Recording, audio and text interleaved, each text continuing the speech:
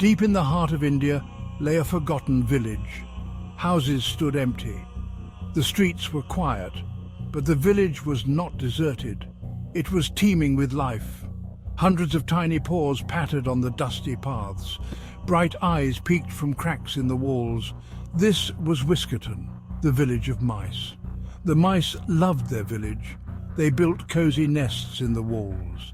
They feasted on fallen grains. They played hide and seek among the overgrown plants. Life was good in Whiskerton until one hot summer day. The earth began to tremble. The mice stopped their games. They listened with fear. A deep rumbling sound filled the air. It grew louder and louder. What was coming? The ground shook beneath their paws. The mice knew this was no ordinary danger. Something big and powerful was heading their way. A shadow fell over the village. The mice peeked out from their hiding places. They gasped at what they saw. A herd of giant elephants lumbered into Whiskerton. Their huge feet crushed houses like toys. Dust rose everywhere. The mice were terrified. These were the earth tremblers, the giants of the jungle. They could easily destroy Whiskerton with a single misstep. The mice scurried for cover. They huddled together, their hearts pounding like drums. What could they do? They were just tiny creatures. The elephants were like moving mountains. How could they possibly stop them from destroying their home? Whiskerton was in danger. The mice had to act fast, or their beloved village would be turned into rubble. Among the mice, there was a brave little mouse named Pip. Pip was known for his quick thinking and kind heart. He knew he had to do something to save Whiskerton. But what? An idea sparked in Pip's mind. He had heard stories from his grandfather about the Elephant King. The king was said to be wise and just. Maybe, just maybe, he would listen to their plea. Pip knew it was a dangerous idea. Approaching the Elephant King was like talking to a mountain that could crush you with a single step. But Pip was determined. He gathered his courage and set off. He scurried through the undergrowth, dodging the giant feet of the elephants. Finally, he reached the biggest elephant of all. This had to be the king.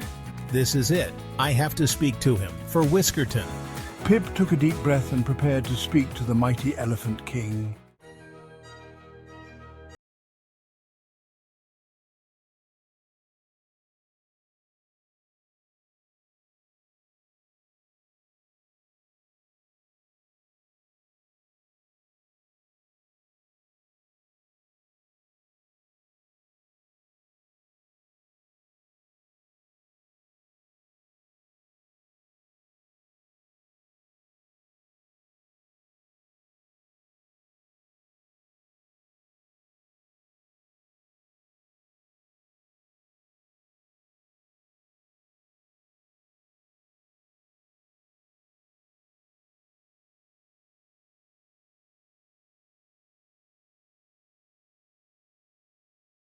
Away from Whiskerton.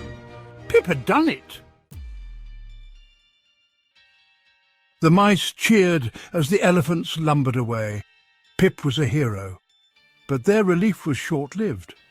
A new danger lurked in the shadows. Days later, the mice awoke to a terrifying sound. It was the trumpeting of elephants, but this time it was filled with fear and panic. Pip and his friends rushed to see what was happening. They froze in horror.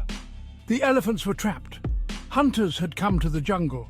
They had laid down thick ropes, creating a hidden trap.